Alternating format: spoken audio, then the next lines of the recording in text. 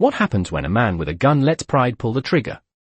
The following is a true Nigerian law story. Today we dive into the tragic case of a night guard whose split-second decision turned into a death sentence. Our story begins on January 28, 1984 at Obayanta Grammar School in Benin City, Nigeria. Omar, a night guard, encountered a group of students at the school gate during a teacher's strike. Among the students was a boy, Essene, who went to have a meal with his friends. Omar accused Essene of insulting him earlier and threatened to shoot him with his double-barrel gun. Despite the pleas from other students, Omar shot Essene, who died instantly. After the incident, Omar went to the police and reported what had happened. He claimed that Essene refused to identify himself, and it was only after the shooting that he realized Essene was a student. The police recorded Omar's statement, which he signed. At the High Court, Omar's defense was that the shooting was accidental. He claimed that Essene tried to seize his gun, and during the struggle, the gun accidentally went off. However, eyewitnesses present at the scene testified that Omar intentionally shot Essene after accusing him of past insults. The trial judge admitted Omar's statement at the police as evidence and found him guilty of murder, sentencing him to death. Omar appealed to the Court of Appeal.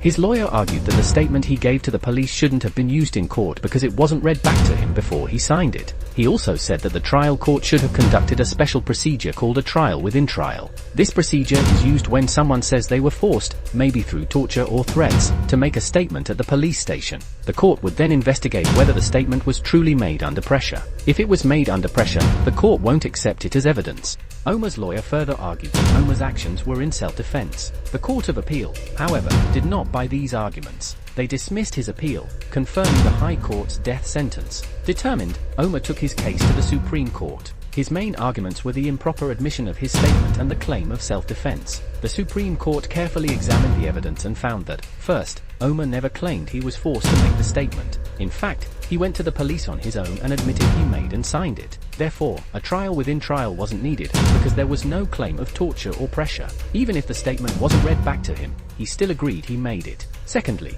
there was overwhelming evidence that Omar intentionally shot the innocent boy for no just cause. Witnesses confirmed that Omar pointed the gun at Essene's chest and fired, even while everyone was begging him not to.